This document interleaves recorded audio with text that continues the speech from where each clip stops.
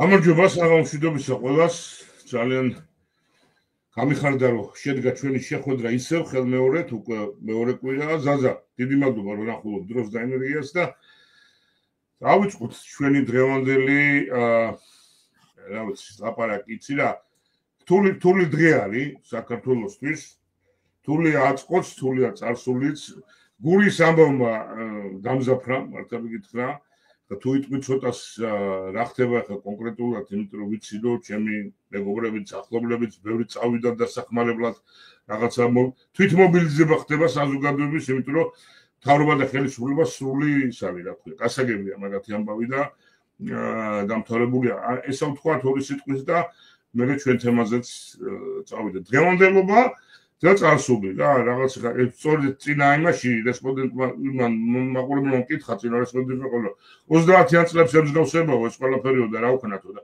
30-იანსაც ემსგავსება 21-საც 24-საც და საერთოდ ისა გვაქვს და გურიაზე მითხარი რა ორი სიტყვა მოგესალმები კიდევ ერთხელ ყოველთვის მიხარია შენთან სტუმრობა მრავალმხრივ მძიმე დღეა გურიაშიც რა თქმა უნდა პირველ რიგში გურიაში ახლა იმიტომ რომ ის დანარჩენი სიმძიმეები ან გეოგრაფიულად შედარებით შორს არის და ან ისტორიულ თვალსაზრისით შედარებით შორს არის გურიაში არის ძალიან მძიმე ვითარება და ჩვენ ხედავთ იმას რასაც პრინციპში უნდა მოველოდოთ კიდევაც აი ამ რეჟიმისგან სრული გულგრილობა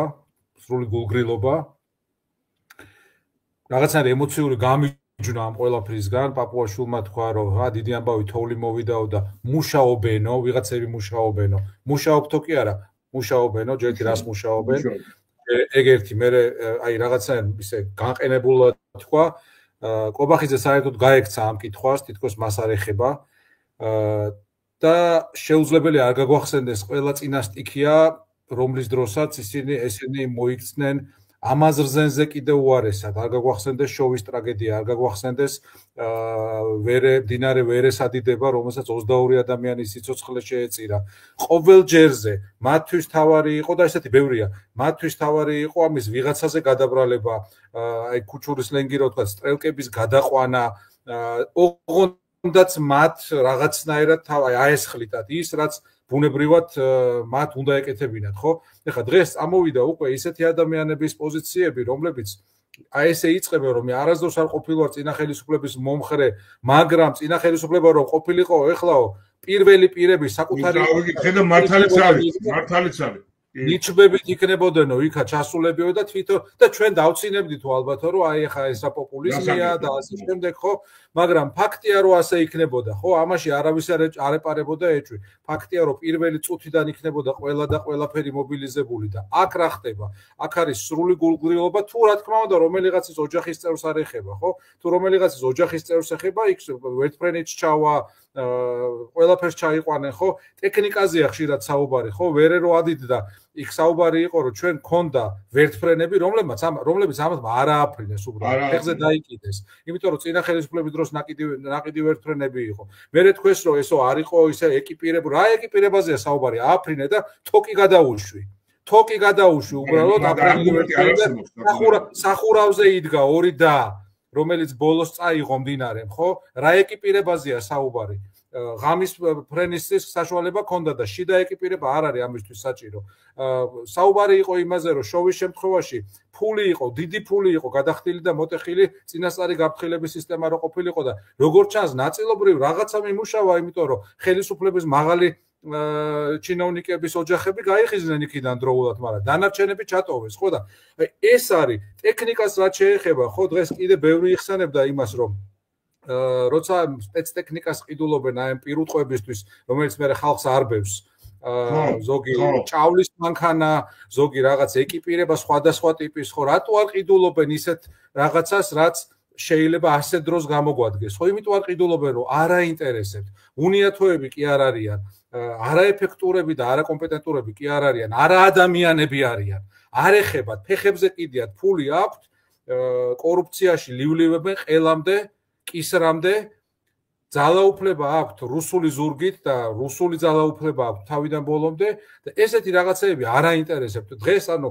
ადამიანები არიან აღშფოთებული იმით და კონსენსუსია უკვე მე ვიძახი კონსენსუსი რა ხა არიან ვიღაცები ვინც ამ კონსენსუსი ვინც საპირისპირო მხარეს არის მაგრამ მე მათ არ ვთვლი არც ქართველებად არც მოქალაქეებად და არც პირდაპირ ვთქვათ ადამიანებად ხო ადამიანებში არის კონსენსუსი რომ ამაზე ცუდი ხელისუფლებაა და ხელისუფლება დღეს მან ზაზა ერთი კითხვა საქართველოს არ ყოლია წინა იმაზე ითქვა და რაღა უნდა გააკეთოს კიდე ამ ხელისუფლებამ რომ პროტესტის ლოზუნგიც დავიწყდეს და ითქვას რომ წავიდნენ რა ესენი არავითარი არჩევნებზე ლაპარაკი მანამდე არავითარი არაფერზე უბრალოდ ეს ხელისუფლება მოშორდეს აქაურობას და მე უკვე დავალაგებთ როგორც იქნება ეს არ მიგაჩნია შენ მიზანშეწონილად თუ ეს მოხდეს აუცილებლად რა ვიცი მე მგონია მართლა რაღაცნაირი მარტივი ჭეშმარიტება აქსიომაა რომ ეხა ამათმა დანიშნონ ახალი არჩევნები და ამათმა ჩაატარონ ანუ იმ ძალამ რომელმაც საქართველოს პრაქტიკულად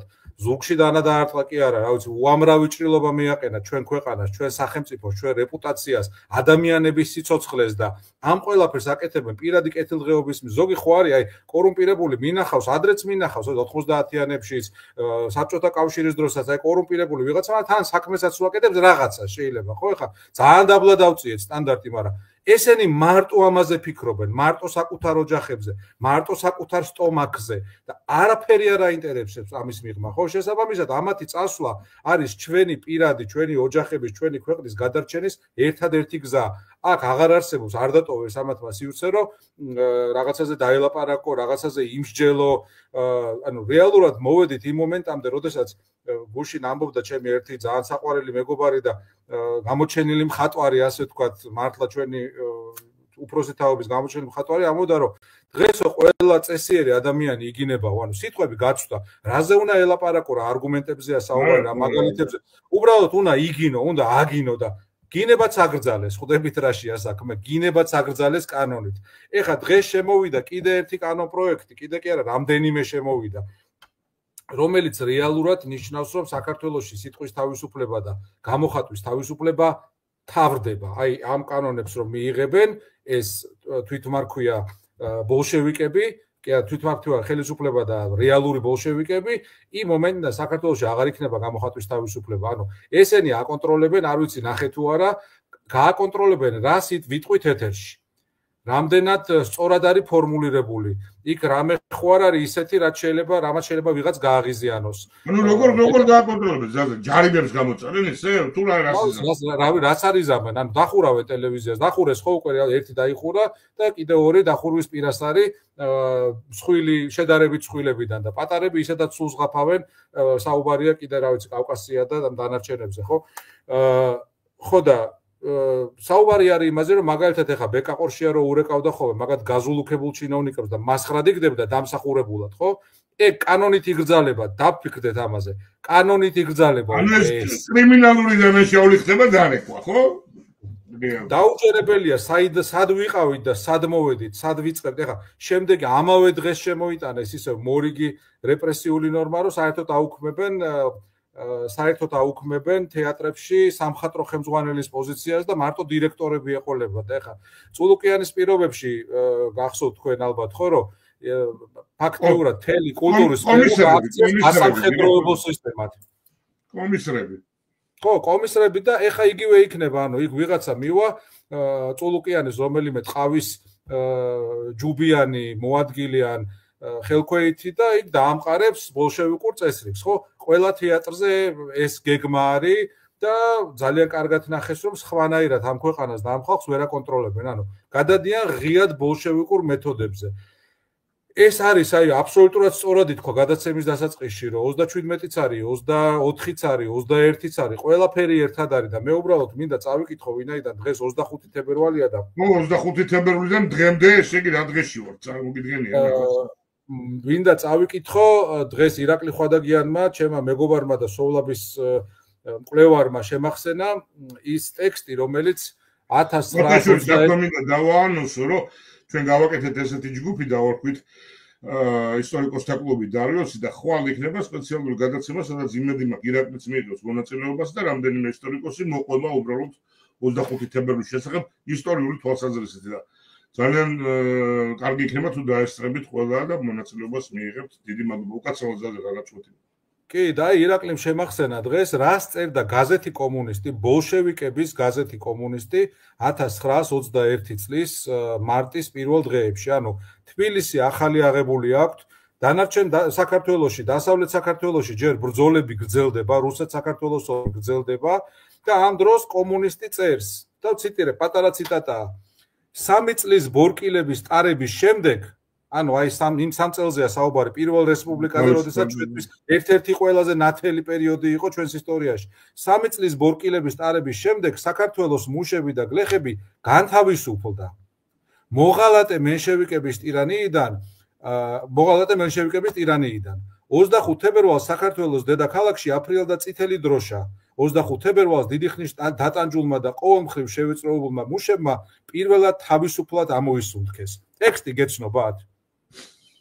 იდენტური ტექსტია დღეს, რასაც ლაპარაკობენ ესენი, იდენტურია. ეს ბოლშევიკები, რასაც ლაპარაკობენ დღეს, არის იდენტური ტექსტი, რასაც ბოლშევიკები ლაპარაკობდნენ და წერდნენ 100 წლის წინ საქართველოს დაპყრობის კონტექსტში. ეს იგივე ხალხია, ხო? იგივე ხალხია, არ ვიცი ხა, სულების რეინკარნაცია თუ არსებობს, მაგრამ რა თუნდა რეინკარნაცია, ეხა ერთი და იგივე ტექსტებია, ერთი და იგივე ძალაა, ერთი და იგივე მიზნებია და ჩვენ ამ ქვეყანაში მართლა, ანუ აქ ორივესთვის ეხა როგორ წარმოგიდგენიათ, რომ არსებობდნენ ერთსა და იმავე ქვეყანაში რაღაც დემოკრატიული ძალები, ნოე ჟორდანიები, იქ ფალიაშვილი ოპერებს გამდეს და მეორე მხრივ ეს სისხლიანი ბოლშევიკები იყვნენ და ტერორს აწარმოებდნენ. ხო, ანუ შეუთავსებელია ეს ორი რეალობა და დღეს მათ უნდათ რომ თავისუფალი საქართველო მოკლა და პირდაპირ ვთქვათ, ეხა დღეს საქართველოში დიქტატურა უკვე არის. ანუ ეხა დიქტატურა არის რაღაცა გაფორმების ბოლო ტექნიკურ სტადიაზე. რაღაცისთვის შეიძლება რესურსი არ ყოფნით, რაღაცისთვის ჯერ ხო, და მე ისეთი განცდა მაქვს, რომ უნდოდეთ კიდეც უკან დასახელდა, თვითონაც მოიჭრეს და მხოლოდ გამკაცრება და გაგიჟება და გაველურება უნდა მოხდეს, სხვა გზა მაგათ არ აქვს, მაშინ უნდა წავიდეთ უბრალოდ. ხო, და კიდე ძალიან საინტერესოა ეს ღალატის მუხლი რომ შემოაქვთ.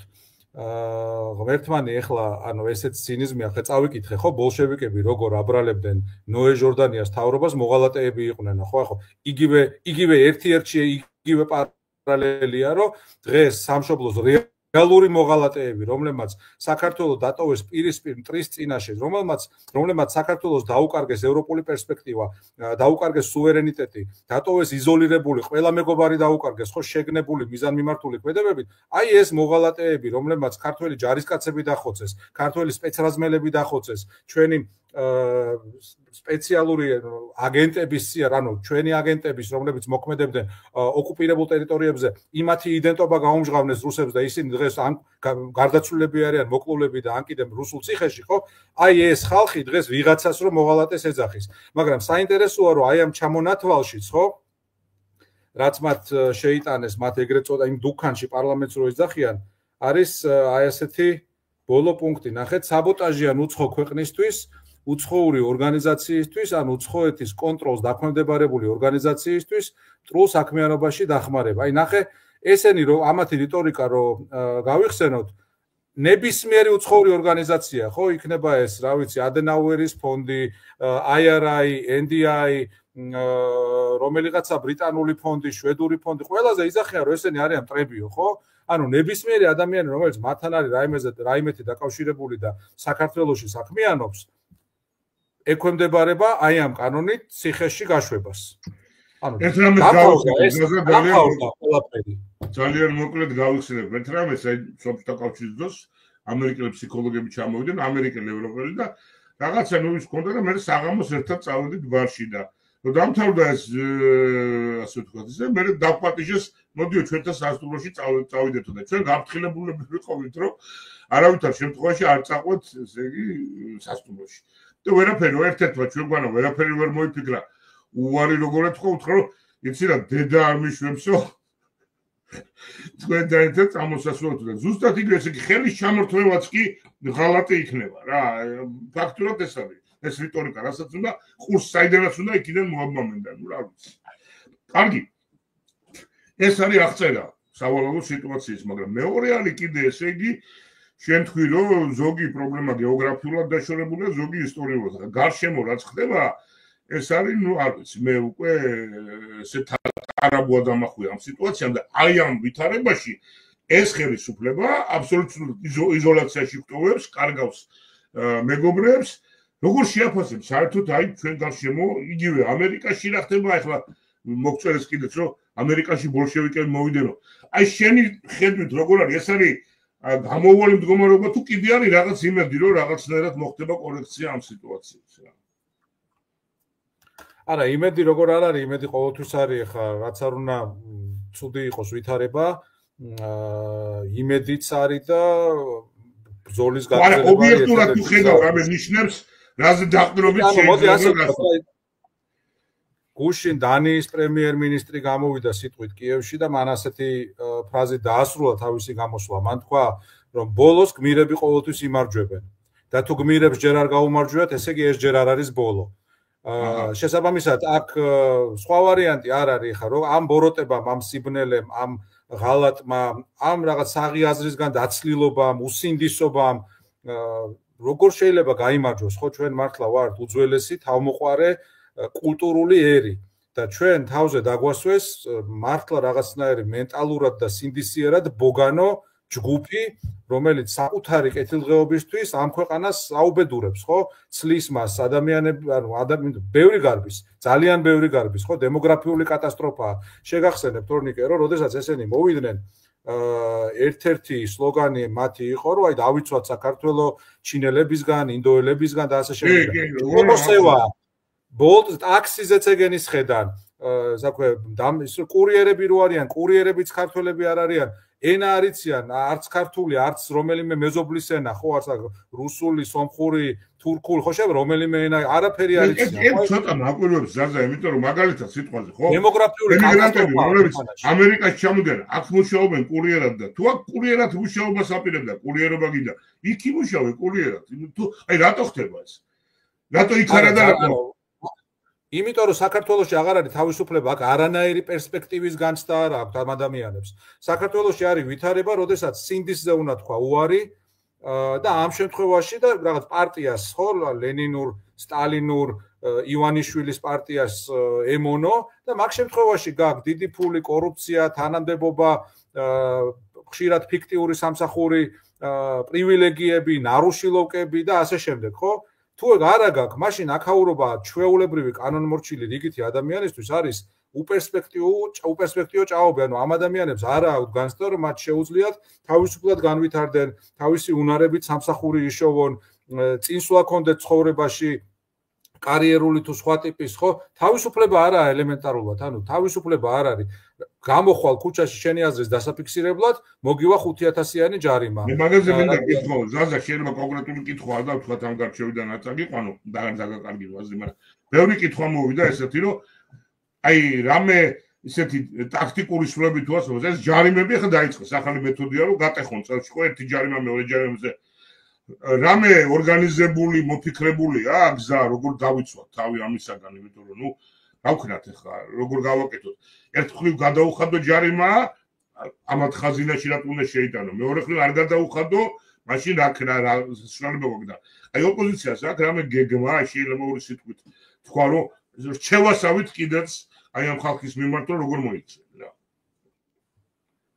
ამ ეტაპზე მე ოპოზიციაზე ვერ ვილაპარაკებდი და მით უმეტეს ოპოზიციის გეგმაზე, მაგრამ მე რაც ვიცი ხალხში, ნამდვილად იმ თვითორგანიზებულ ჯგუფებში, რომლებიც სამაგალითოდ იქცევიან და რომელთა გამოც საქართველოს თემა ჯერ კიდევ ცოცხალია საერთაშორისო დღის წესრიგში, ხო?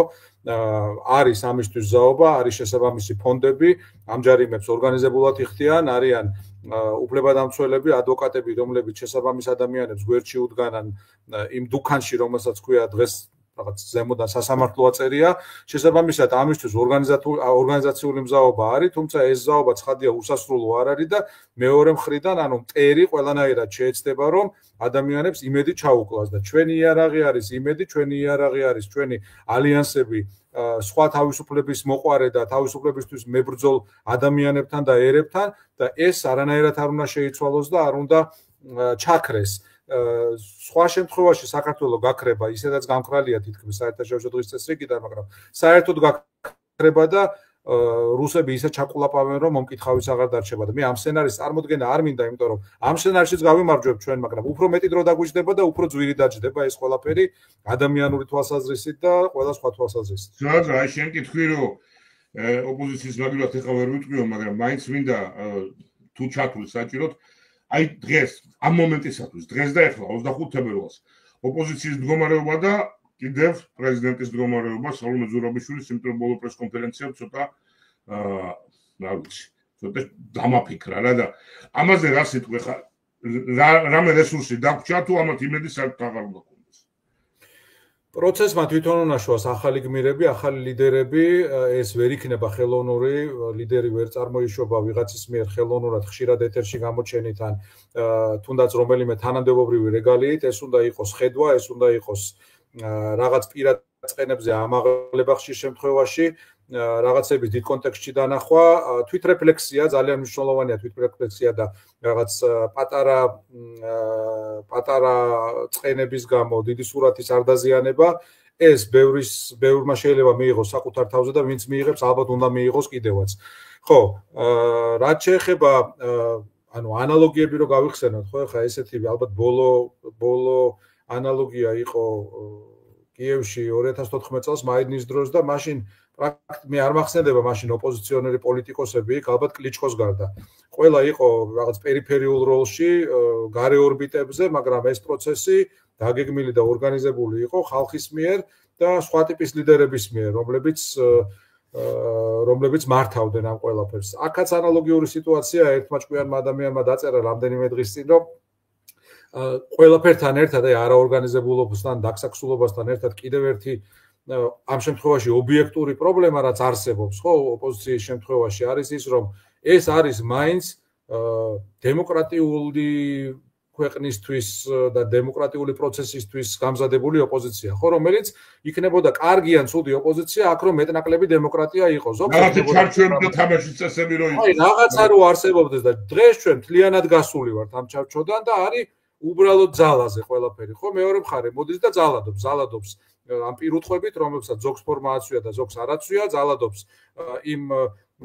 იმ შენობებით და მანტიანი პირუტყვებით ასევე, რომელსაც ზოგს მოქალაქეა, მოსამართლე ქვია და ზოგს სასამართლო აწერია, ძალადობს კანონით, ჭყალებში, რომელსაც როგორც უნდა ისე ჭრის და კერავს, ავიც არ თვითონ თქვა ეხა რამდენიმე დღის წინ თქვა ამათმა ერთ-ერთმა მოლაპარაკე იმან რაც ქვია რომ აიო ჩვენო სწავლობთო, უყურებთო, რაც არ მოგვეწონება, იმას გძალავთო, გზადაგზაო რა, ხო მაგარია.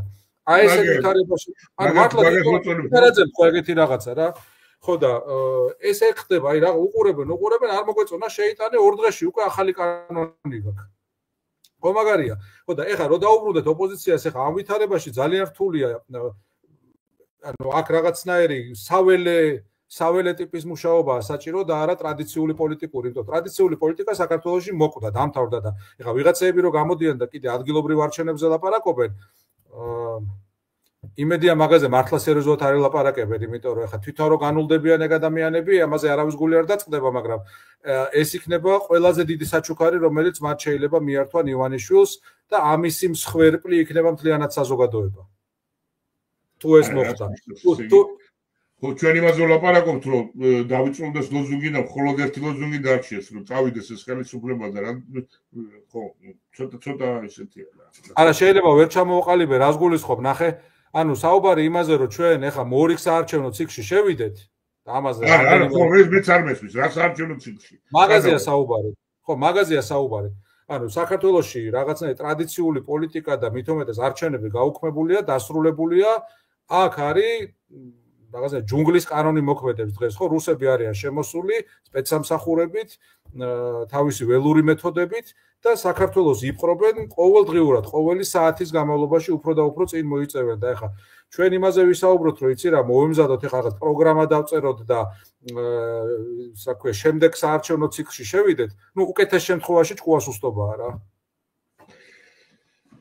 ზაზა, ცოტა მინდა ეხლა საქართველოს გარეთ გავიდეთ და ესეთი რაღაცა მითხრა, აი 100 წელს წინ 25 თებერვალს და დღეს 25 თებერვალს გარეთ ძალების ფაქტორი განსხვავებულია თუ ერთნაირია თუ თქვათ აი მაშინ რატო მოხდა ეს რომ არ მოხერხდა არანაირად შველის მაშველის პოვნა და ეხლა რა არის განსხვავებული და რა შეიძლება გაკეთდეს რა. ხო, მაშინ მაშველის პოვნა ძალიან რთული იყო, იმიტომ რომ რეალურად საქართველოს რო დაიპყრო რუსეთმა, აქედან ამას წინ უძღოდა ის, რომ კავკასიიდან გავიდნენ გამარჯვებული ძალები. ანტანტის ძალები გავიდნენ საქართველოს. ამ გასვლაში ქართველების წვლილი იყო, ჩვენ შეგველო რომ არ გასულიყვნენ? რთული სათქმელია, მოდი ასე ვთქვათ, ანუ საქართველოს დემოკრატიული რესპუბლიკა არსებობდა 3 წელიწადზე ნაკლები, ხო?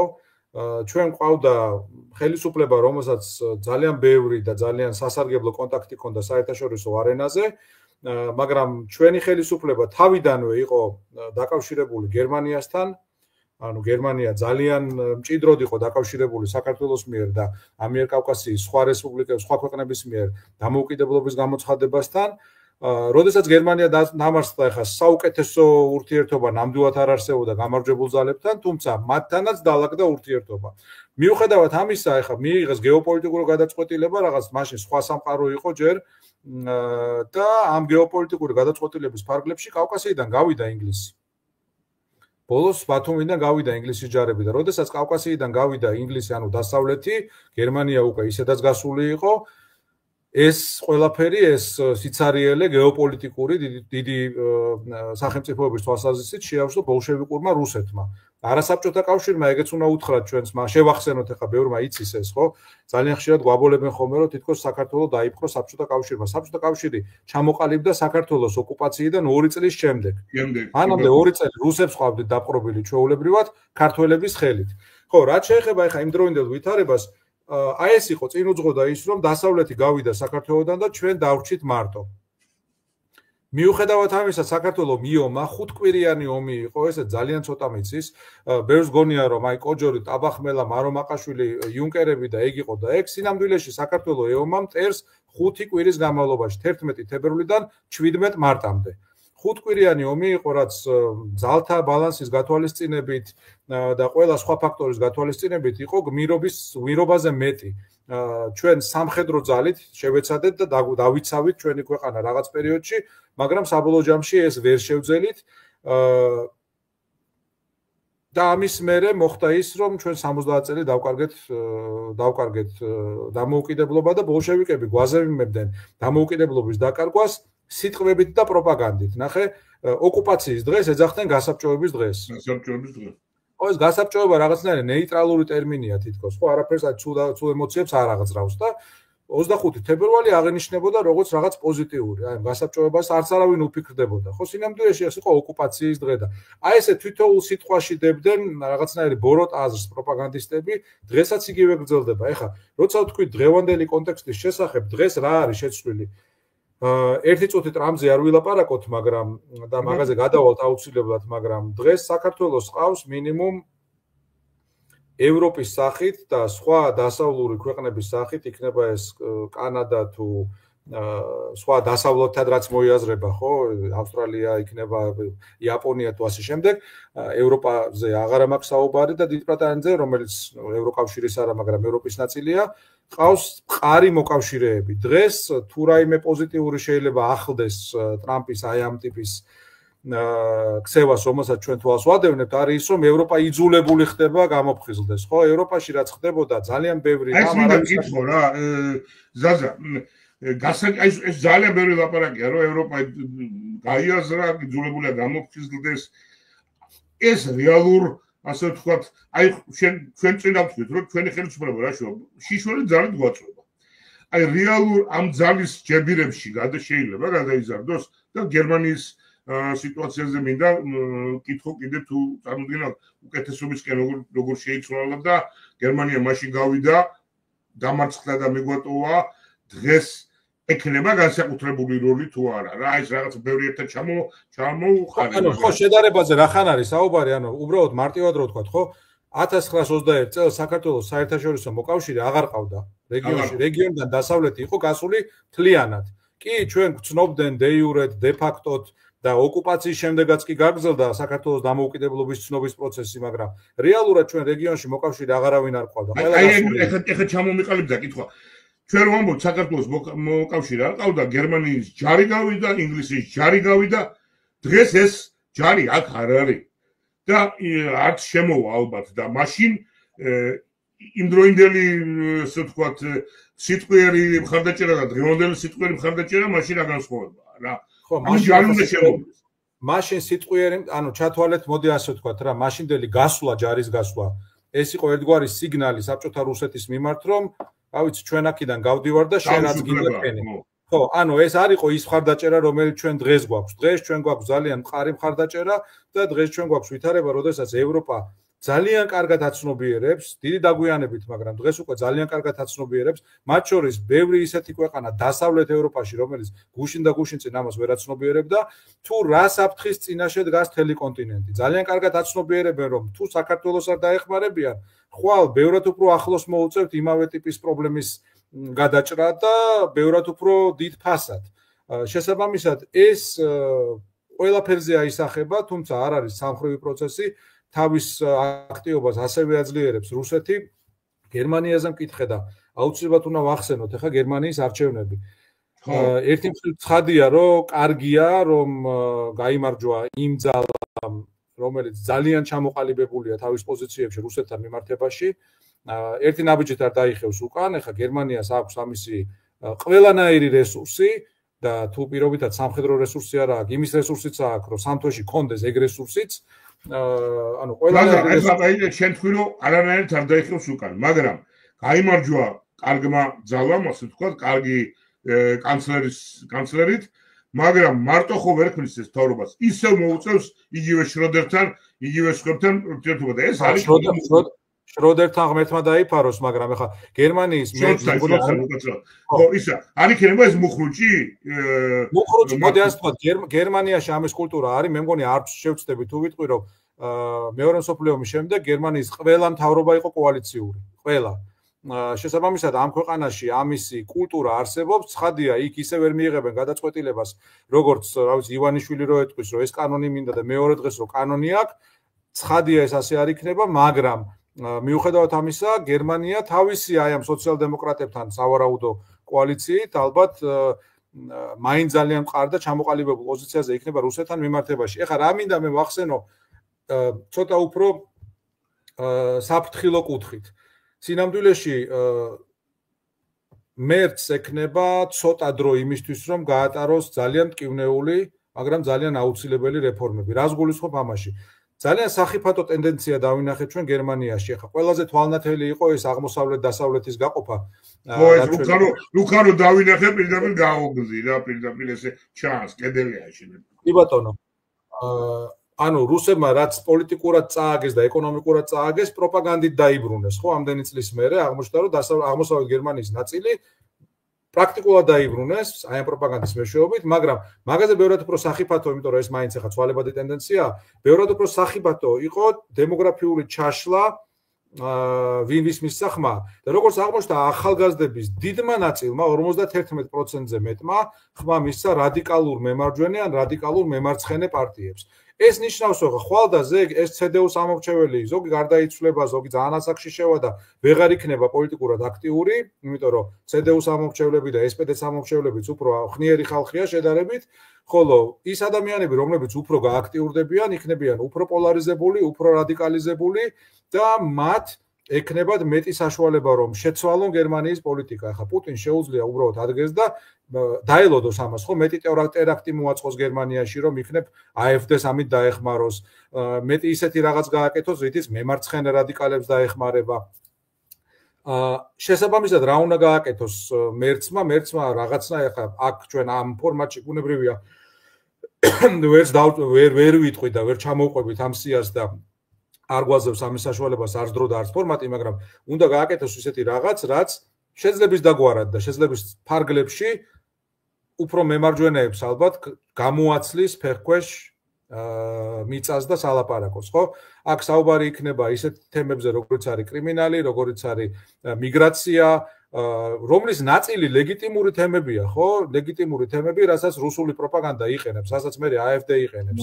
შესაბამისად, ამაზე სამუშაოდ მას ექნება ცოტა დრო, მაგრამ ამას თუ არ გააკეთებს, მაშინ ძალიან ტყუილად ვარ მშვიდად, შემდეგ არჩევნებში აი ეს რადიკალები უფრო მეტ პროცენტს დადებენ, ეხლა ელემენტარულად AfD-მ თავისი მაჩვენებელი გააორმაგა 100% გაზარდა წინა არჩევნებთან შედარებით, რაც კატასტროფაა. იცი რა, ზაზა, აი ესეთი კითხვა მინდა მოგწე, გინდა გერმანიაში, გინდა საერთოდ დასავლეთში, გინდა ამერიკაში. აი ეს მიყურადება და მიშვება აი ამ პრობლემების რა. ერთი მხრივ მარტივი არ არის მაგათი გადაწყვეტა. უბრალოდ კანონით მოიქცნენ რა. ნუ იქნება ეს რაღაცა გაუთავებელი კანონის ლიბერალური წაკითხვა. ყველას თანაბრად, სამართლიანად, ერთნაირად კანონით მოიქცნენ პრეფერენცია და დამთავრდება. ხო, თითქოს ესე ჩანს და რატო ვერ აკეთებენ ამას? რა ჩვენ ვილაპარაკეთ ხო თქვით ახლა რომ ევროპას ობიექტური პრობლემები ბევრი აქვს, ეს ობიექტური პრობლემები დაგროვდა ათწლეულების მანძილზე, მათ შორის რაღაცეებზე ლაპარაკი იყო ტაბუ, რაღაცების შემჩნევა, რა ვიცი, მაგალითად მიგრაციაზე ლაპარაკი, ცუდი ტონი იყო დიდი ხნის განმავლობაში, ხო, აპრიორი ხო შეიძლება ნიშნავდა რომ შენ თუ ამაზე ლაპარაკობ, ესე იგი ან რასისტი ხარ, ან ქსენოფობი ხარ და ასე ხო, არა ის ეს ხელის იგივე ხელის იგივე იმ ხალხის შენ თუდად ლაპარაკობ და წავიდ ხელს კრავ AfD-სკენ სინამდვილეში. ამდროს არ არის ზუსტად მაგალითად ხა ცხადია ნაწილი იქ მართლა არიან რასისტების და ქსენოფობების, მაგრამ მე მგონია რომ დიდი ნაწილი არ არიან ასეთები, დიდი ნაწილი უბრალოდ არიან ზოგი პროპაგანდის ხერხი და არიან ისეთები, რომელსაც ობიექტურად აწუხებს რაღაც თემები, ხო?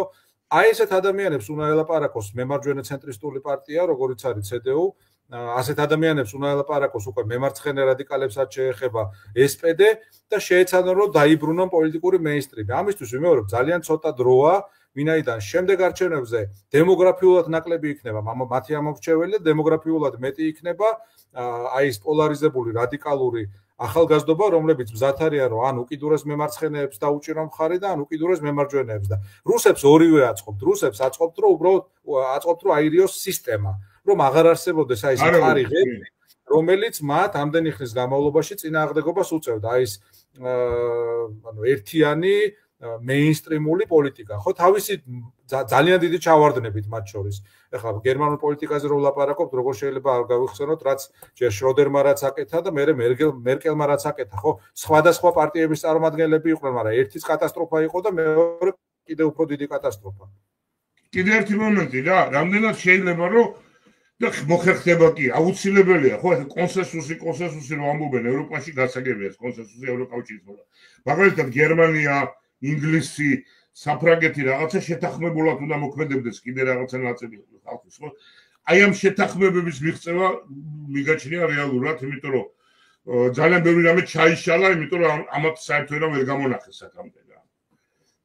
ხო, სიტუაცია იცვლება დღითი დღე, ყოველდღიურად უბრალოდ და ძალიან კარგად აცნობიერებენ ჩემი შტაბ-ბიჭდილება ასეთია იმ ადამიანებთან საუბრებით, რომლებიც მეტნაკლებად ახლოს არიან ამ წრეებთან, იმ ინფორმაციის კითხვით, რომელიც გამოდის ასევე დედაქალაქებიდან და გადაწყვეტილების მიღების წრეებიდან, მე მგონია რომ ძალიან კარგად აცნობიერებენ რის წინაშე აღმოჩნდნენ. ანუ ეს ამერიკული ფარი, რომელიც ევროპას ჰქონდა მეორე მსოფლიო ომის შემდეგ, ერთგვარად მომადუნებელი ფაქტორი იყო, იმ მხრივ რომ თავდაცვის ხარჯები იყო კატასტროფულად დაბალი. რა ვიცი ახლა ევროპის რიგ ქვეყანაში სამუშაო კვირა ჰქონდათ 32 საათი, ინტერნეტის უფლება ლამის საყოველთაო უფლებად აღიარეს. არ გითხოვება რომ გადავლახავი პრობლემა შეიძლება გახდეს, უნდა აუხსნას ხო თავის ხალხს, ვიცი რა. 4 დღის მაგალითად 5 დღე იმუშავე, სოციალური პაკეტი ნაკლები იქნება, ის აი შენ ვამბობ, მე ცოტა დრო აქვს, ეს ფაქტორი სხვა არის, შეიძლება რა თქმა უნდა ამას გამოიყენებს რუსეთი. ჩვენ ახლა რო გავიხსენოთ მეორე მსოფლიო ომის მერე ეს ხდებოდა 60-იან წლებში მთელი ეს მაშინ ახლა რადიკალური მემარჯვენეების შედარებით პატარა ფაქტორი იყო, მაგრამ მაშინ რადიკალური მემარცხენეების ხელით ურევდა რუსეთი ევროპას, ხო, საფრანგეთს, გერმანიას, იტალიას და ეხლაც იგივე მოხდება რიგადები და ასე შემდეგ, ხო. ხო, როგორც კი წავა საუბარი იმაზე, რომ რაღაცა ტიპის ქამრების შემოწერა უნდა მოხდეს, რომ ნაკლები ბენეფიტი იქნება, მაგრამ მეტი მუშაობა მოუწევს ვიღაცას. ეს იქნება ძალიან რთული პროცესი და თუ რაიმე შეიძლება დაგვამშვიდოს, ეს არის უალტერნატივო პროცესი. კი, რთული პროცესი იქნება, მაგრამ ამ პროცესს ალტერნატივა არ გააჩნია. იმიტომ რომ ევროპა დღეს ან დაიცავს თავს, ან ის გახდება რუსეთის სამიზნე და ვიმეორებ, რუსეთი არ არის სახელმწიფო, რომელსაც რაღაც პოზიტიური ამოცანა გააჩნია, ხო, მისთვის საკმარისია, რომ რაღაც დაანგრიოს, ვიღაცას ავნოს. ეს არის მათი ფსიქოტიპი ისტორიულად თუ გადავხედავთ, ყოველთვის ეს იყო.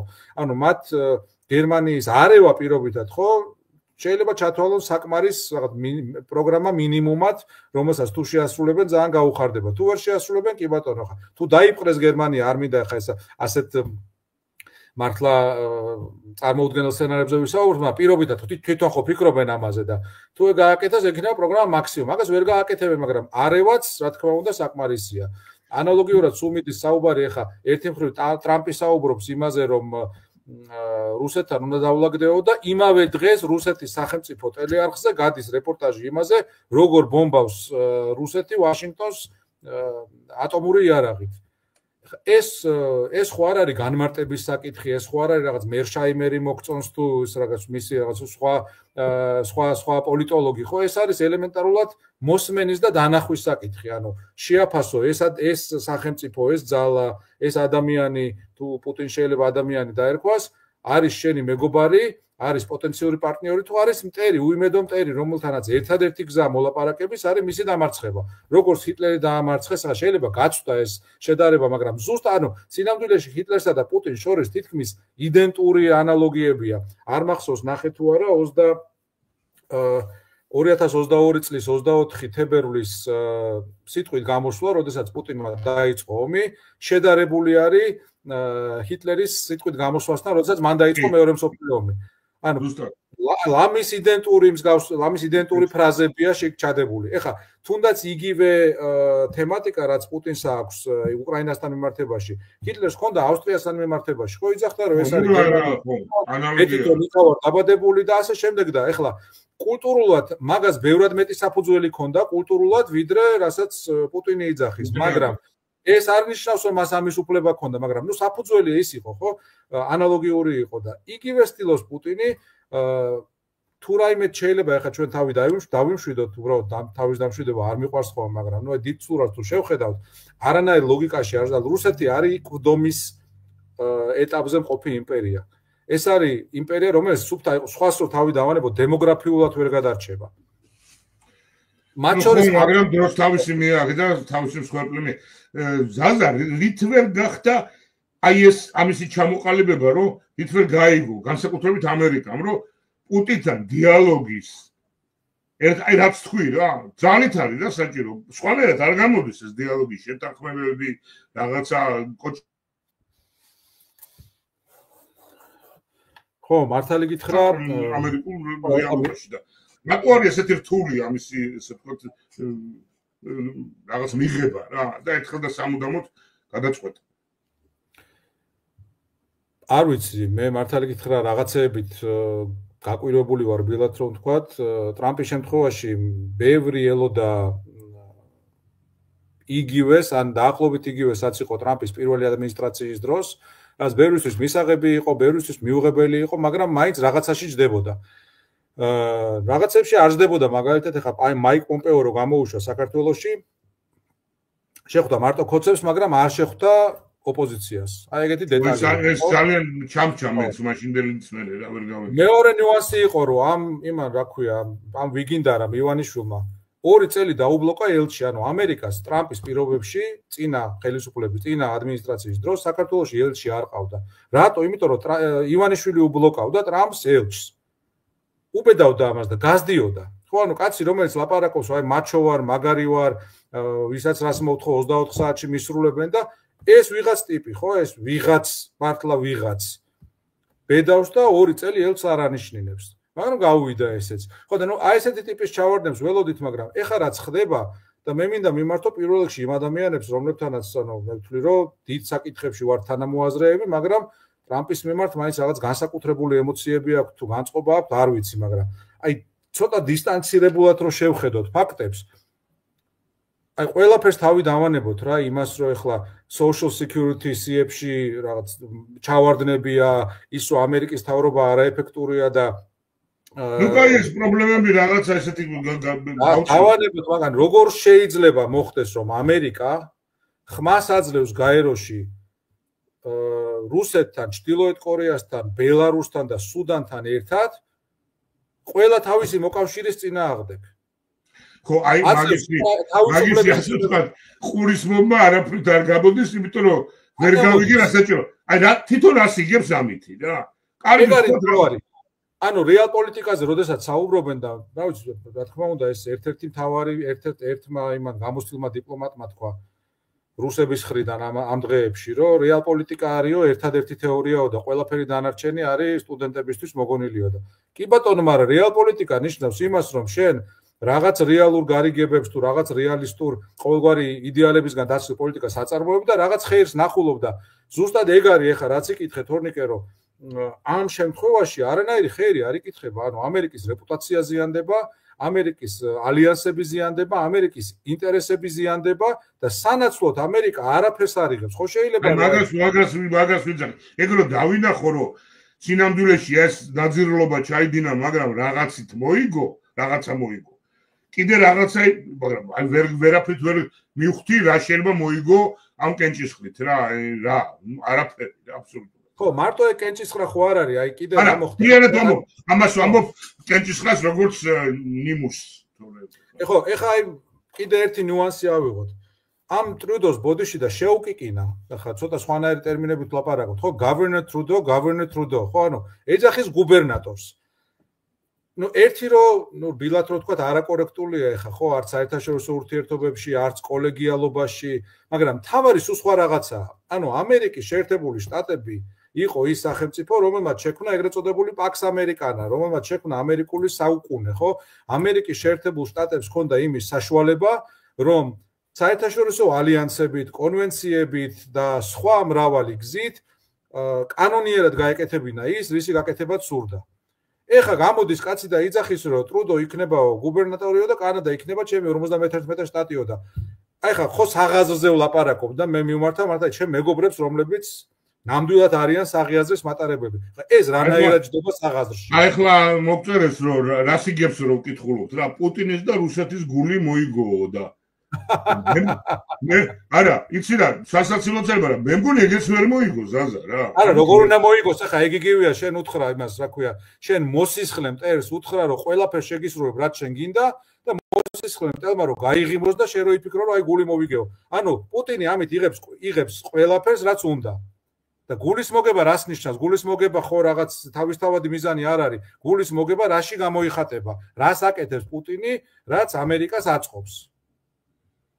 ხო, არ ვიცი ეს.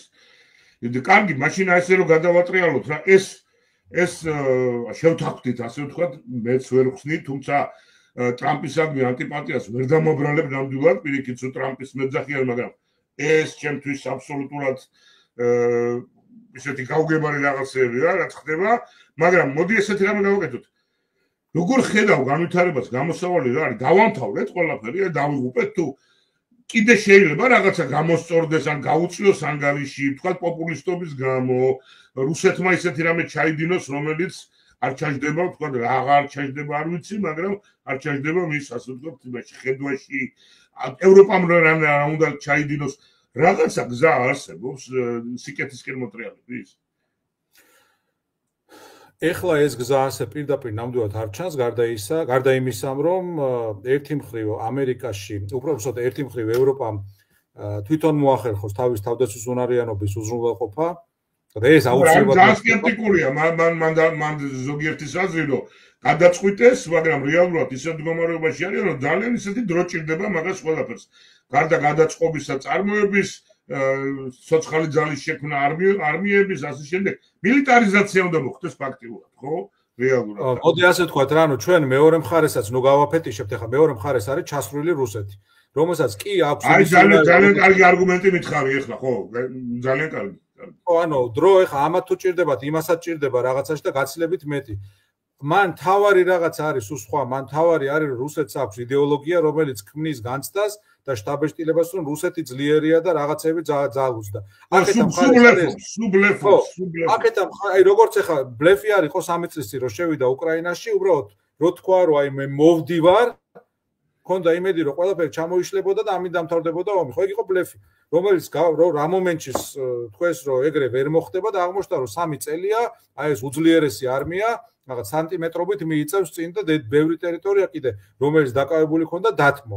ხო, ეხლა ერთი ანუ ეს მთავარი ბრძოლის ხაზი იქნება არა იმდენად იარაღზე, არამედ პროპაგანდაზე.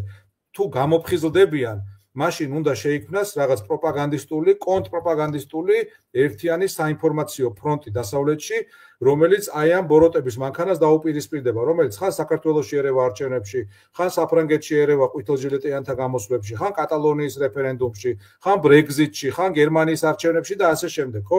ამას ერთიანი ხედვით აკეთებს პუტინი და შესაბამისად ერთიანი ხედვით უნდა დაუპირისპირდეს დასავლეთი. რაც შეეხება ამერიკას, ახლა შეიძლება ეს ცოტა wishful thinking-ია ჩემი მხრიდან.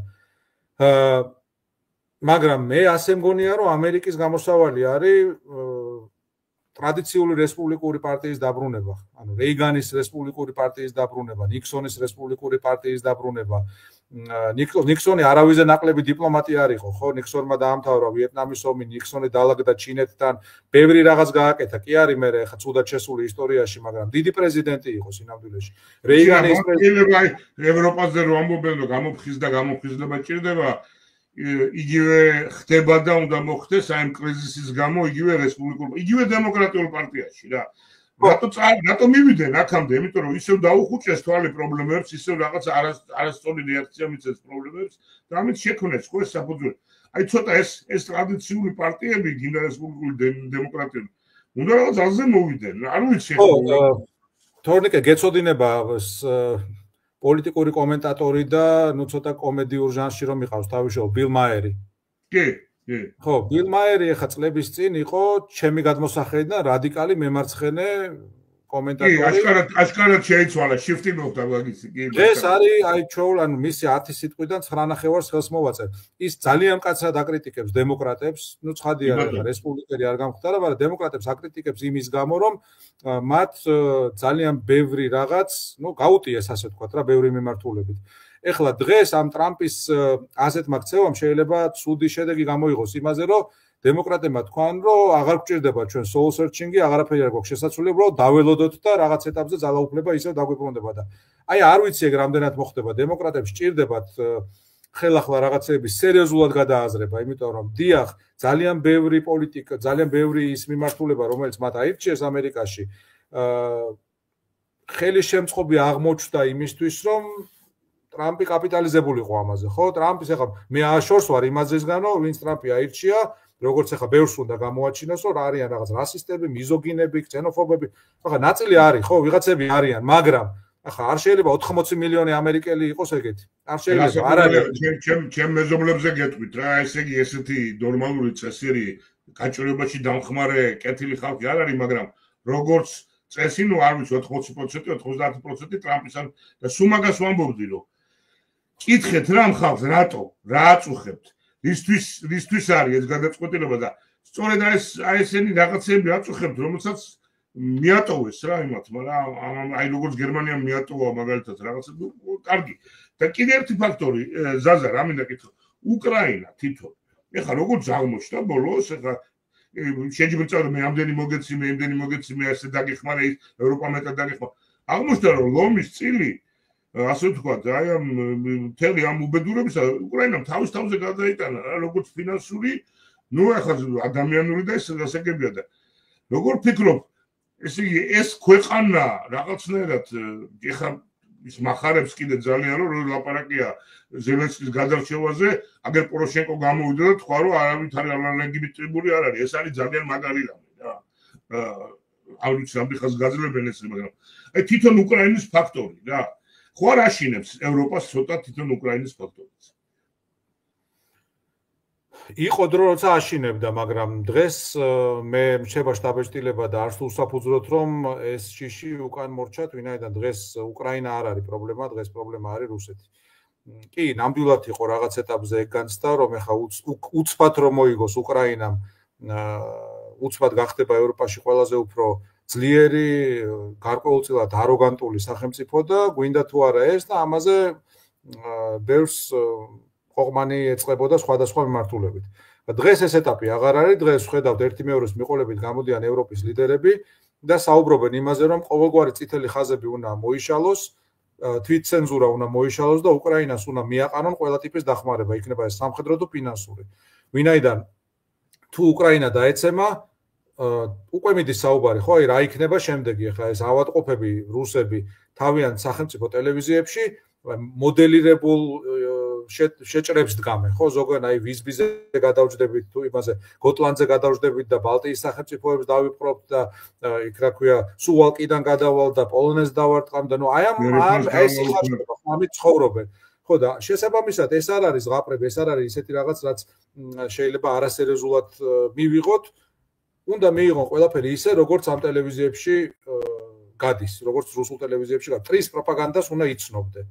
ვინაიდან იქ ჩანს პუტინის ავადმყოფური ფსიქოლოგია. და არა მხოლოდ პუტინის, სხვათა შორის, ნეტა მართლა პუტინი იყოს, ხო?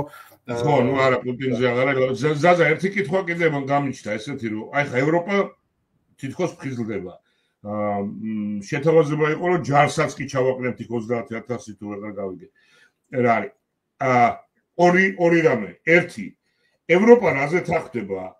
მე დარწმუნებული ვარ, რომ ეს 30,000 კაცი რო ჩადგეს, ესენი არ ფიქრობენ იმას, რომ შეტევაზე გადავიდნენ და დაიბრუნონ ტერიტორიები. ესენი ფიქრობენ, რომ გააჩერონ რაღაცა ხაზი, ხო? ანუ ტერიტორიის დაბრუნება ამ მოდელიდანაც ამოღებულია. დროებით რასაკვირველია. და იურიდიულ იმაზე არის. და მეორე, რატომ მიდიან? აი ხა დღეს გუშინ მაკრონი იყო, მე ეს ინგლისის პრემიერ, რატომ მიდიან და ამის შესათანხმებლად იგივე ტრამპთან? უფლებას ეკითხებიან ჩავ თუ რა საჭიროა ეს ისა თუ გადაწყვიტეს გააკეთონ და ის ან წამოყვება ან არ წამოყვება აი ეს რა არის ეს გაუთავებელი ლაპარაკი და არ ვიცი ახლა ძნელი კითხვა პასუხის გასაცემად ვინაიდან იგივე მაკრონი ახლა ომის დასაწყისში გვახსოვს ამის ყოველკვირა პუტინს ურეკავდა და საათიან ლაპარაკები მქონდა უნდა ნუ ხა ხო გაუგებარია რაზე ელაპარაკებოდა მაგრამ ელაპარაკებოდა ხო შემთხვევაში ახლა ბუნებრივია კომუნიკაციების გზების ჩაჭრა სასურველი ნამდვილად არ არის ყველასთვის გასაგებია რომ ტრამპი არ არის მარტივი საურთიერთო ადამიანი იგივე პოლონელები ჩავიდნენ და ანუ სპეციალ ამხელა ვიზიტი შედგა და რეალურად 10 წუთში დატოვა 10 წუთში გამოვიდა შეხვედრიდან ტრამპი რაც კატასტროფა იყო პოლონეთზეა საუბარი რომელიც ტრადიციულად ყოველთვის იყო ერთ-ერთი ყველაზე უფრო პროამერიკული ქვეყანა ევროპაში ერთ-ერთი ყველა ნუ რაღაც ბუნებრივი მოკავშირე ამერიკის ხო აი 10 წუთში ფაქტიურად გაუშვა შეხვედრიდან მაგრამ მიუხედავად ამისა კომუნიკაციების ხაზების ჩაკეტვა არ იქნება სწორი ახლა ისინი კონკრეტულად რა გადაწყვეტილებებს იღებენ, საქმის კურსში აყენებენ, ნებართვის თხოვნაზე ხა ზედმეტია საუბარი, მაგრამ ნუ ალბათ მაინც ცდილობენ რომ ეს ერთობა ან პოტენციური ერთობა ევროპასა და ამერიკას შორის, რაზეც დგას ბოლო 80 წლის საერთაშორისო ურთიერთობები არ დაირღვეს. ნუ იქ ძალიან კაი ერთი ნიუანსი იყო, ხო, ტრამპს უაჩერებს მაკრონი და რო იძახის რომ ჩვენ ევროპა უკრაინისგან ფულს უკან არ მოვითხოვთ. ხო, ეგეც კიდევ ცალკე დეტალია, ხა ეს ფული რო აქციე ამხელა თემად. მოდი ასე ვთქვათ, რომ ეს ფული არ არის ეს ხო მართლა წყალში გადაყრილი ფული არ არის, ეს ხო არის ფული, რომელიც რა ვიცი, თუნდაც იარაღის შესყიდვებში იხარჯება ისევ ამერიკაში, ხო? წყალში გადაყრილი ზოგადად უფრო ზოგადად რო თქვა, ეს არის ამერიკის ასე ვთქვათ, ინტერესების დაცვა და შორეული დაცვა და არც უნდა ახსნა ამას ყველაფერს, მაგრამ ნუ სულ იმაზე აპელირებენ, რომ უნდა გააგებინოს თავის ამორჩევლებს, უნდა გააგებინოს თავის ამორჩევლებს. ნუ რაც მე მგონია უკვე გადამეტებულად ხა ესეც, მაგრამ თითქოს ამორჩევლებს. ერთი ვერსია იყო, რომ ტრამპი მიუბრუნდაო მონროს დოქტრინას, ხო, მონროს დოქტრინა 200 წლის წინანდელია ამის რომელიც იმაზე ღაღადებს რომ იქიდან ახევარსფერო ამერიკისაა და აქეთ რა ხდება არ აინტერესებს. მაგისი ცოტა ამჯერად ზაზა უკაცრავად გეჭირები, მაგრამ იცი რა იზოლაციონზე ლაპარაკი, როდესაც აქტიურად სოფლიოს ყველა წერტილში რაღაცას იმაშვება, რა ქვია, ერევა, ეს რანაირი იზოლაციონიზმია და რანაირი მონროს დოქტრინაა, ესე იგი, როდესაც ლაპარაკობს ახლო აღმოსავლეთზე, იქ უკრაინაზე, იმაზე, იქეს გააკეთეთ, ის გააკეთეთ. არ ვიცი. ხო, და თან ეგრე რომ ანუ მართლა რომ მონროს დოქტრინა იყოს, ანუ ესეც უკიდურესად ახლომხედველური იქნებოდა, იმიტომ რომ რა ვიცი, რა გირჩევნია რომ ამერიკის ინტერესები დაიცვა სადღაც სამხრეთ ჩინეთის ზღვაში თუ დაიცვა ნიუ-იორკთან, ან ტეხასის მისადგომებთან. რა გირჩევნია? მარტივი კითხვაა, ხო? იცი ერთი მომენტია კიდე, ესე იგი, რაღაცა უკვე იდეა ფიქსის მომენტი გაჩნდა, რომ მე უნდა დავამყარო მშვიდობა, ეხლა რა თუნდა ეს ვაჭრობისთვის უნდა თუ რა ისთვის უნდა ეს გასაგებია.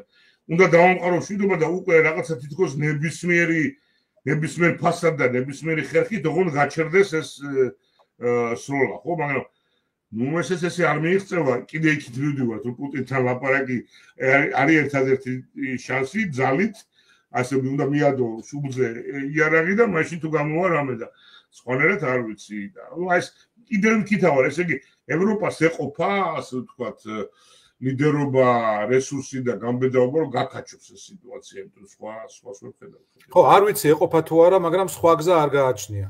ეხლა რაც შეეხება რუსეთთან ურთიერთობას, ამასინა ძალიან საინტერესო ადამიანს ველაპარაკე, ამერიკელს, რომელმაც ვიწრო აუდიტორიაში რამდენიმე პრაქტიკული რჩევით დაასრულა მისი გამოსვლა და ერთ-ერთი პრაქტიკული რჩევა იყო ის, რომ ისწავლეთ და ასწავლეთ ისტორია. აი, შეიძლება ვიღაცას გაეღიმოს, ხო, რა ისტორია, ესეთ ვითარებაში ვართ, იმიტომ რომ ისტორია სინამდვილეში ყველა პასუხს უკვე შეიცავს. ყველა დიპლომატიური, სამხედრო, პოლიტიკური გადაწყვეტა, ხერხი, დილემა კაცობრიობის წინაშე უკვე დამდგარა და ჩვენ ვიცით რა შეიძლება, აი ჭადრაკივით არის, ხო? აი ჭადრაკ ეს პარტია, უკვე ყველა პარტია, თითქმის ყველა პარტია ნათამაში შეუძლია უბრალოდ დაჯდე და დაიმახსოვრო. ანუ არ ეხლა ვიღაცა მოდის და ახალი ნასწავლი აქვს ჭადრაკი, ხო? ან რაღაც შაშის სოფლიო ჩემპიონია და გონია რომ აქაც უჯრები როა ისიც იგივენაირი თამაშია და არ არის იგივე თამაში, ხო? ჭადრაკში უკვე, თუმცა შაშში ახაც შეიძლება ცუდი ანალოგია იყო, იმიტომ რომ ამოიწურა იქსვლები, ხო? შეიძლება პირიქით არის. ხო და იმას ანუ ამოწურულია აქსვლები ხა რუსეთთან ურთიერთობის დალაგება, ამას ეხა მე პირველ კურსელებს და უფროს კლასელებს ვეუბნები. არის უკეთეს შემთხვევაში არის მიამიტობა, სხვა შემთხვევაში არის, ნუ, რა ვიცი, არაკეთილსინდისიერება და უცოდინრობა, იმიტომ რომ დალაგება რუსეთთან ხდება მხოლოდ ძალის პოზიციიდან, მხოლოდ კეთილდღეობის პოზიციიდან. როდის დალაგდა პოლონეთი და ბალტიისპირეთი რუსეთთან, როცა შევიდა ნატოში და ევროკავშირში. მანამდე ვერ დალაგდები, ხო? როდის და როგორ დალაგდა ყველა, ვინ როგორ დალაგდა, ანუ უკრაინას დღეს რო ქონოდა ატომური იარაღი, მოხდებოდა ეს ომი? არ მოხდებოდა, ხო, ამიტომ არ უნდა მიეცა არავისთვის ატომური იარაღი უკრაინას, დღეს იქნებოდა ოქროდ. აი ეგ არის რუსეთთან დალაგების ერთადერთი გზა. ხო, აი არ მოხდებოდა ომი უკრაინას რომ ქონოდა ატომური იარაღი. ტრამპი რო ყოფილიყო პრეზიდენტი კი არა, ატომური იარაღი რო ქონოდა. ეხლა ვიღაცა იტყვის რომ კლინტონის ბრალიაო, კი ბატონო, ლანძღოთ კლინტონი არ გადავეფარები, მაგრამ არ ხვერის არაფერს ეს ლანძღო, არ ხვერის. ხო, შესაბამისად ისტორია უკვე შეიცავს ამის გაკვეთილებს, ამის პასუხებს. ანალოგიურად ხდება პროპაგანდის მიერ ყველა თაობის მართვა, ხო? ანუ ვიღაცები ისწავლიან, რაღაცა საკუთარ ტყავზე გამოსცდიან, მიხვდებიან რომ ეს გზა ჩიხია, ამ გზას ვერსად ვერ მიყავხარ და ამასობაში პროპაგანდა ზრდის მაპატიეთ, მაგრამ სულელების ახალ თაობას, რომელიც გეტყვის რომ მე ვიზამ, აი მე გამომივ, როგორ გამოგივა, ვერ გამოგივა, არ გამოგივა ამ ფორმაციის რუსეთთან, ვერავინ ვერ დალაგდება. ეს ფორმაციის რუსეთი უნდა და ამ ფორმაციის რუსეთი უნდა დაიშალოს. ამის გზა არსებობს კი, არსებობს ამის გზა.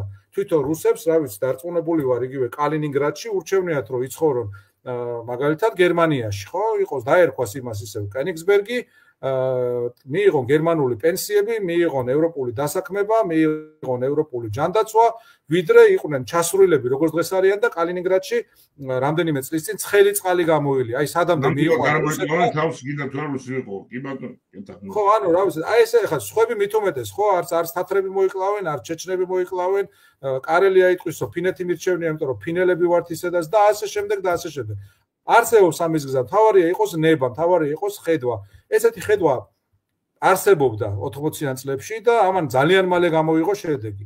იმიტომ რომ იგივე 70-იან წლებში ძალიან რთული პერიოდი ედგა დასავლეთს. მაგრამ მოვიდა მერე ორი დიდი პოლიტიკოსი და ნუ გერმანიაში წავდათ მათ მესამე, რომელიც ახლა ვლადიმირანკში ვერავიყვან, საუბარია რეიგანზე და ტეტჩერზე, რომელმაც ეს იმპერია დაანგრიეს, მაგრამ ბოლომდე ვერ მიიყვანეს ეს საქმე. იგივე ბუშმა უფროსმა გადაარჩინა გარკვეულწილად. მერე კლინტონმა, ხო, კი ბატონო, მერე კლინტონმა თავზე ხელი გადაუშვა და ასე შემდეგ, მაგრამ ეს ქვეყანა ამ ფორმით ყველასთვის პრობლემაა ამ რეგიონში. ხო და საუბარი იმაზე, რომ ხა რუსეთი შეიძლება და ეს არ გვიხსენებია, რუსეთი შეიძლება ჩინეთის წინააღმდეგ გამოიყენო, არის მიამიტობა, რუსეთი იქით გამოგიყენებს შენ, ჩაყლაპავს უკრაინას, ჩაყლაპავს სხვა სახელმწიფოებს და მერე ისევ შენ მოგიბრუნდება. არა, სიტუაცია გეთახმები რა. იმიტომ რომ ამით სპეკულირებენ ტრამპის მომხრეები, რომ შენ არ გესმის, რომ ეხა ეს უნდა რომ გადმოქაჩოს და ხო ვიყავით, ხო გავლილი გვაქვს, ხო? ბევრმაც სადა რომ აი რუსეთი გადმოეყანა თავისკენ, განსაკუთრებით პოპულარული იყო ორი მიმართულება, ტერორიზმის წინააღმდეგ ბრძოლა, საერთაშორისო ტერორიზმში რუსები თითქოსო ჩვენი მოკავშირეები არიანო, ამ დროს საერთაშორისო ტერორიზმის ერთ-ერთი მთავარი სპონსორები იყვნენ რუსები და მეორე იყო გლობალური კლიმატის ცვლილებები. აი ამაშიც ჩვენი პარტნიორები არიან. კარგი. ხო, აი ხა არასერიოზული ამაზე საუბარი, გავიარეთ, ნახეთ რომ ამ გზა არ გაამართლა და ეხა მონახეს რაღაც ახალი გზა. ჩინეთი რო პრობლემაა ეს ყველა შეიძლება იცის, ვისთვის რა ფორმით ეს განსხვავებული საკითხია, მაგრამ ის რომ ეხა შენ რუსეთს ყველაფერს დაუთმობ ევროპაში და ამით რუსეთი ხვალანზე შეიძლება შემხარეს დადგეს ჩინეთის წინააღმდეგ, ნუ უკიდურეს შემთხვევაში მე ამიტობაა. ასე ძალიან დიდი მადლობა მაყურებელს, დიდი მადლობა შენ და რამე დარჩა ესეთი რომელიც არ მიკითხია და შენ თვლი რომ საჭიროა დღეს ითქვას ახალგაზრდა. არა, მე მგონი ვილაპარაკეთ დღეს საკმარისი. ძალიან კარგი. დიდი მადლობა. რამდენად გავალთ შემდეგ სამშაბათს ეთერში შეგატყობინებთ აუცილებლად. მე მგონია რომ დაგროვდება სალაპარაკო, მაგრამ ნახოთ ესეთი ნუ იქნება მოველაპარაკებთ და გაგაგებინებთ. დღეს გონი ინტერნეტმაც არ გაგვაწვალა, ხო? დღეს ცოტა შეღავათი მოგცა, ხო? და ესე YouTube link-ს აუცილებლად ჩაგიგდებ ზაზა და ძალიან დროებით მომავალ. დიდი მადლობა, ნახვამდის.